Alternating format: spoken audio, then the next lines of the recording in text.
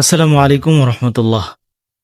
আমরা প্রত্যেকেই জীবন যুদ্ধে সব সময় লড়াই করে যাচ্ছি। বিভিন্ন জনের লড়াইয়ের পদ্ধতি সিস্টেম এক এক রকম, যার যার মতো সবাই লড়াই করে যাচ্ছি। কিন্তু কখনো কখনো দেখা যায় একটা জায়গায় আমাদের অনেকের মধ্যেই মিল পাওয়া যায়, সেটা হচ্ছে আমরা অনেকেই ক্লান্ত হয়ে পড়ি এবং ভেঙে পড়ি, মানসিকভাবে বিধ্বস্ত হয়ে যাই। বিভিন্ন কারণে আমাদের কাজে বাধা আসে, মনের মতো কাজ করতে পারি না। একটা কাজ করে যে ফলাফল আশা করি সেভাবে ফলাফলটা না পাওয়ার কারণে আমরা অনেক সময় বিষণ্ণ হয়ে পড়ি। অনেকে গিয়ে এই জায়গাটার ক্ষেত্রে আবার অনেক বেশি হতাশ হয়ে যায় এবং আমাদের জীবন যুদ্ধে পিছিয়ে পড়ি। আজকে আমি বলতে চাই আমার কিছু অভিজ্ঞতার কথা।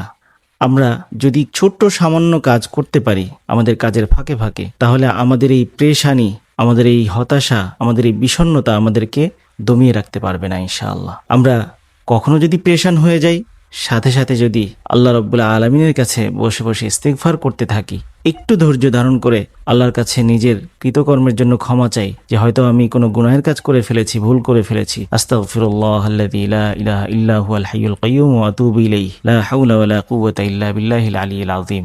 এভাবে পেরেশানির সময়টাতে একদম ভেঙে না পড়ে যদি একটু ধৈর্য ধারণ করে ইস্তিগফার পড়তে থাকি এবং সেই সাথে দুরূদ শরীফ পড়তে থাকি, তাহলে ওই পেরেশানি, জীবন যুদ্ধের যে এই সংকটময় পরিস্থিতিটা আমরা সহজেই পেরিয়ে উঠতে পারবো ইনশাআল্লাহ। কারণ আল্লাহ রাসূল সাল্লাল্লাহু আলাইহি ওয়াসাল্লাম নিজেই বলেছেন, যে ব্যক্তি ইস্তিগফার করাটাকে নিজের জন্য আবশ্যক করে নেয়, আল্লাহ রাব্বুল আলামিন তার সকল জায়গা থেকে উত্তরণের পথ বের করে দেন, সকল সংকট থেকে বের হওয়ার পথ বের করে দেন।